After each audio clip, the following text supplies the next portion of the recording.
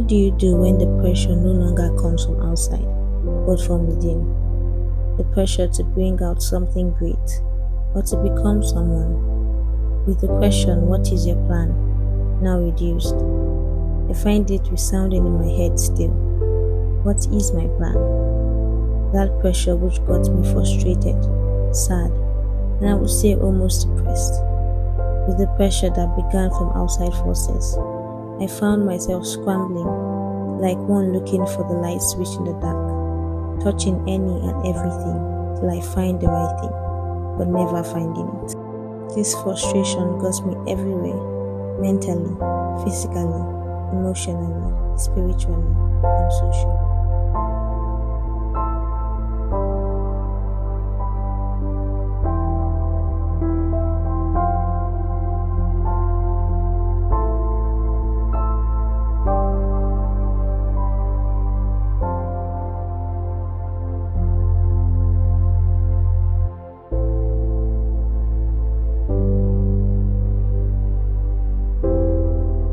Spiritually, I felt like God wasn't listening, or even seeing me.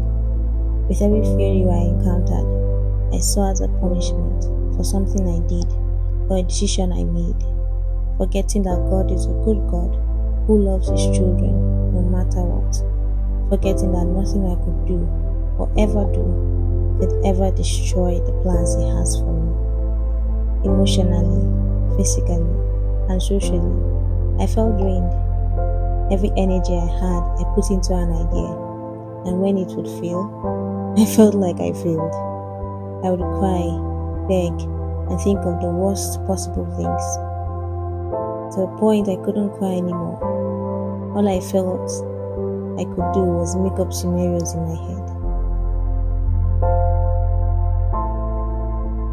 Mentally, I was lost, constantly living in this made-up world. That drained me. I was just living life, not enjoying it, just getting by day by day.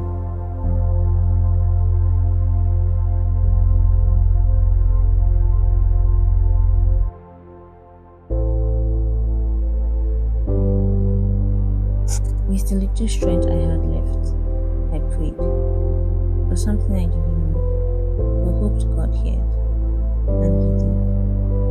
He made me realize life was made to be enjoyed. I realized how selfish I was. I always asking about me, help me, see me, provide for me. I was living in an endless circle of me. That was the problem. It wasn't my lack or my no plan. It was me. So I took the first step to change and asked God, what can I do for you? And for the first time in a long time, I heard Him. Romans 12 verse 1. Embracing what God does for you is the best thing that you can do for Him. Finally, the key to my breakthrough. I took a step again. How do I embrace what you have done for me? And again, help me embrace what you have done for me. And suddenly a veil was lifted from my face. I began to see life. I began to find joy in every mundane task I had. Gardening, cleaning, or just sitting with my family. All came under a new light. I was finally enjoying life. The thoughts of the future carried a different joy. A joy that came from God, and not what I could wish to be or what I could be.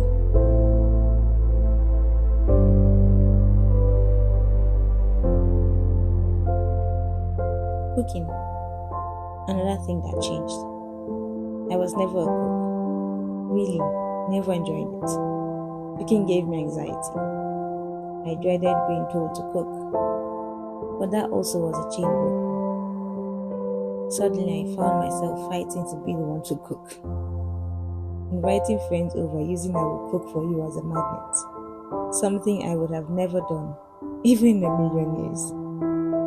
Learning to cook no longer became a shame, but I would gladly call either of my sisters, hundreds of miles away, to ask whether tomatoes belonged in egusi or not. Everything changed.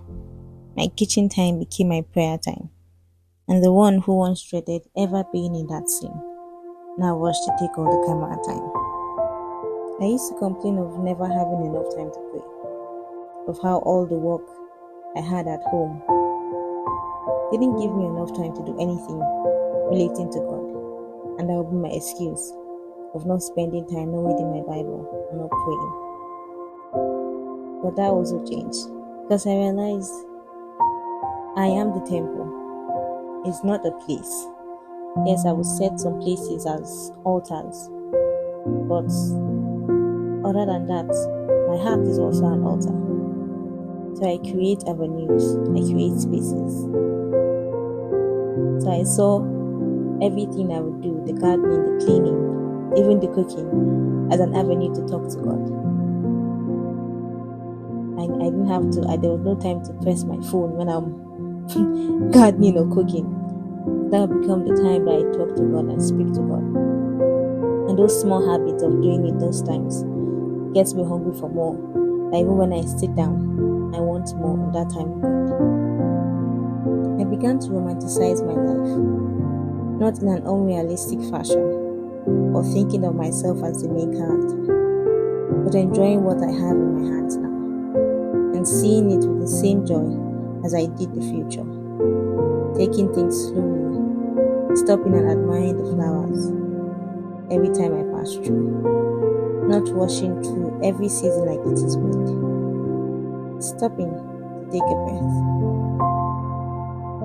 not putting myself as the main character, but always looking for ways to serve others, putting God as the main character, and me, the subordinate actress, with all the screen time, while the main character is behind the camera, and I get paid all the profit.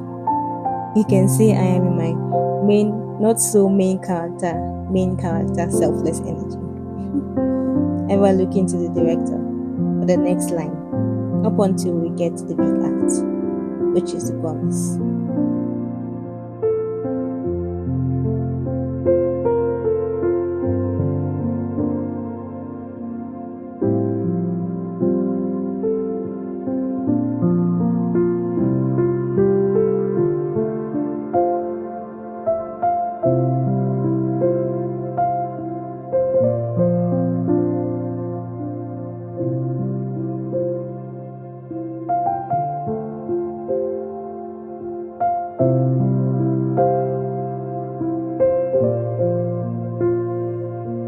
Change is 10% my effort and 100% God's grace.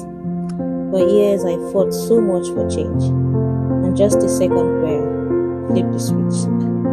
I wish I had known the key long before, but I'm also glad I didn't. I wish I didn't because I know my story is an avenue for God's glory, and when God's glory comes, it outshines anything and everything. The suffering I had is just a pathway for an even greater glory. So no, I'm not going had I known, but I'm saying thank you, because now I am more than a conqueror. Funny part is, I'm not even close to the promise yet, but I'm loving the blessings now, romanticizing life, not under my vain imaginations, but on what God has given me now. So when I am afraid, I put my trust in God. I worship till the fear goes. When I am confused, I put my trust in God. And when I am happy and overjoyed and content, I still put my trust in God.